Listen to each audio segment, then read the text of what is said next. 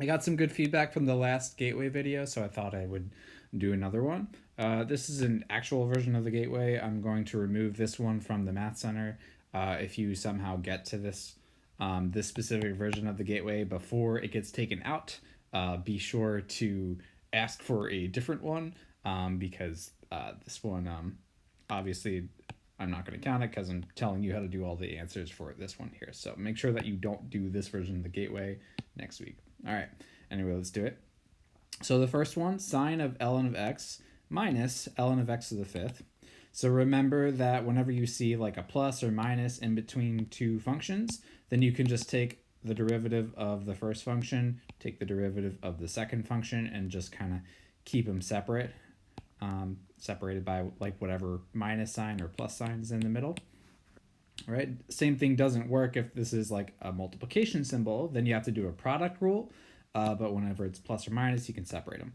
So sine of ln of x, this is going to be a chain rule because ln of x is like inside of sine. So chain rule is f prime of g of x times g prime of x. So I do the derivative of the first, which is sine. So I do derivative of sine of something is cosine of something, and then you leave the inside the same, and then multiply by the derivative of the inside. So cosine of something times the derivative of the something, which is 1 over x. So that's that first derivative.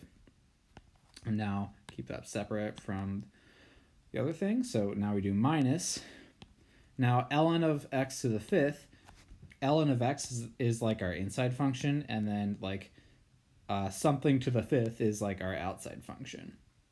All right, so the derivative of something to the fifth by the chain rule is 5 times the something to the fourth times now the derivative of the inside function. And the derivative of the something is just 1 over x. Derivative of ln of x is 1 over x. All right, so same sort of thing goes on over here as over here with like our inside functions. Square roots, anytime you see a square root, you just keep the entire inside function in parentheses, and then you just raise that to the 1/2 power. So the square root of anything is just that anything to the 1/2 power. Now you're going to have to do a chain rule on this as well. So the derivative of something to the 1/2 power, again, this is going to be like a power rule. So we bring the exponent down in front, and then we lower the power by 1. So the derivative of 1/2 to the derivative of something to the 1/2 is 1/2 times the something to the 1/2 minus 1, which equals negative 1/2. 1/2 minus, 1/2 minus 1 equals negative 1/2. Okay. And then times the derivative of that something. Again, this is a chain rule. So derivative of something to the 1/2 is 1/2 something to the negative 1/2 times the derivative of the something, which derivative of x is 1. Derivative of sine is cosine. So this becomes 1 minus cosine of x. And again, the common mistake that I see here all the time is people just say times 1 minus cosine x. And they don't put those parentheses around there. So without these parentheses, this would be wrong. And that's just because of order of operations, right? So if you're not multiplying by the entirety of this thing, then that would mean that you're really only multiplying by 1, and you're not multiplying by this like negative cosine of x. So without the parentheses, this would be incorrect. I've seen people get like almost every single problem on the gateway wrong just because they forget to put parentheses, and that's like super frustrating. So don't let that be you. All right. Whenever you see 1 over something, that's just going to be that something to the negative 1 power.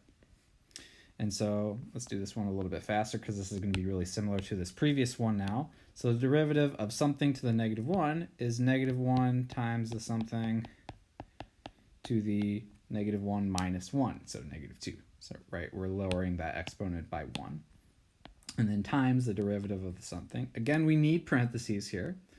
The derivative of 5 to the x is ln of 5 times 5 to the x. and then the derivative of x is just 1. So we get ln of 5 times 5 to the x minus 1, and that's our derivative of our inside function. Okay. Again, you could do this one with like a quotient rule. If you really like to do quotient rule here, you totally can. I'll just do this like in green with a quotient rule. So you would do it like this. Derivative of, okay, so quotient rule is f prime g minus f g prime all over g squared. So derivative of the top, this is the part I always see people get wrong when they do the quotient rule. They always forget that the derivative of 1 is 0. So f prime here would be 0. And then you leave the bottom the same. And then minus the top times the derivative of the bottom, which is 5 to the ln of 5 times 5 to the x minus 1. And then all over the bottom squared. And you just keep the bottom the same, like you don't take a derivative here or anything like that. You literally just keep it the same and square it. So a lot of times people will just like not write this 0 here. They'll just write 5 to the x minus 1 times all this stuff. And that without this 0, this would be wrong. And you could just eliminate this whole thing altogether. Just don't even write that. And then just have the negative 1 times ln of 5 to the x minus 1. And at that point, this looks really similar to what this is, because something to the negative 2 power is like 1 over that same thing to the positive 2 power, right? So that's kind of where this like g squared thing really comes from, if you want to kind of get into that. So, okay, I'm going to move this over here as like alternate answer. And I'll bring this down here, I guess, because we're about to do a quotient rule for the next one too. All right. So 2 to the x plus x divided by cosine of x squared. So f prime g, derivative of the top, is ln of 2 times 2 to the x plus 1. That's our f prime. And then I leave my g the same. And then minus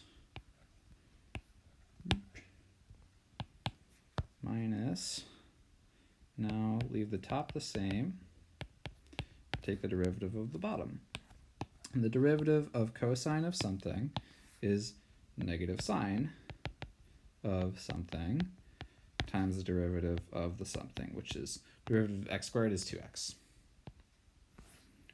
All over the bottom squared. And you could write this in any number of ways.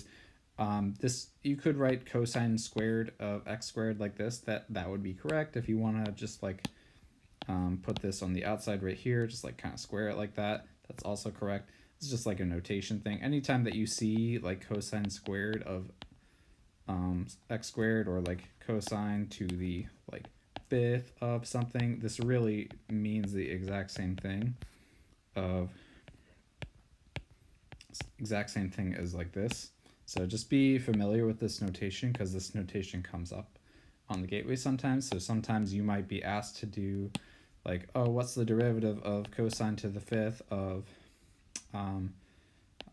x to the fourth plus x, or something like that? What would that derivative be?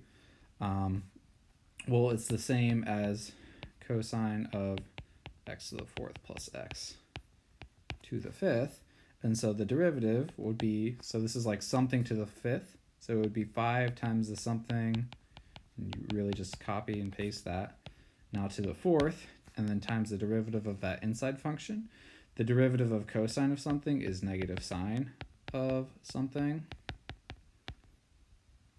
And then times the derivative of whatever was like on the inside of sine, which is x to the fourth plus x, so that'd be 4x cubed plus 1. So that's like a bonus derivative for you, I guess. All right.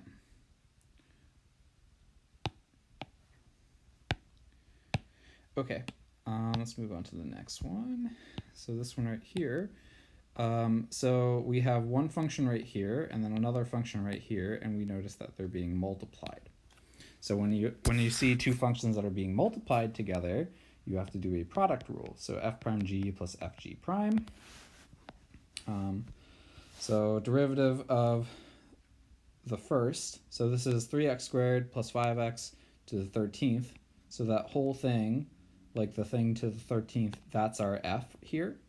And so our f prime, the derivative of that, so I have something to the 13th, so it'll be 13 times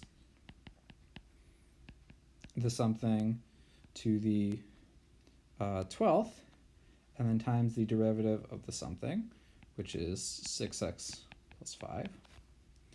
So that's that f prime, and then I'd leave my g the same here. And then plus f, so copy that whole exact thing, times g prime. So the derivative of e to the 3x squared. So the derivative of e to the something is e to the something times the derivative of the something, which is 6x. Derivative of 3x squared is 6x. Right? Derivative of e to the x is e to the x, so e to the something is e to the something times the derivative of the something. And this should be the right derivative. Derivative of ln of e to the x plus x. This is going to be another chain rule one where we just have to focus on making sure that our parentheses are all in the right spots and everything.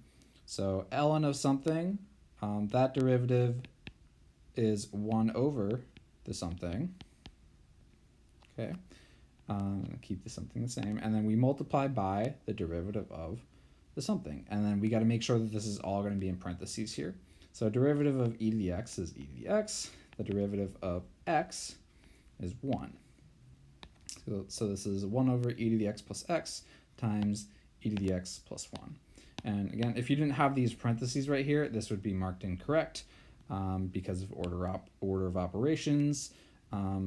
So you need to have those parentheses there for that to be marked correct. And that's how you do this version of the gateway.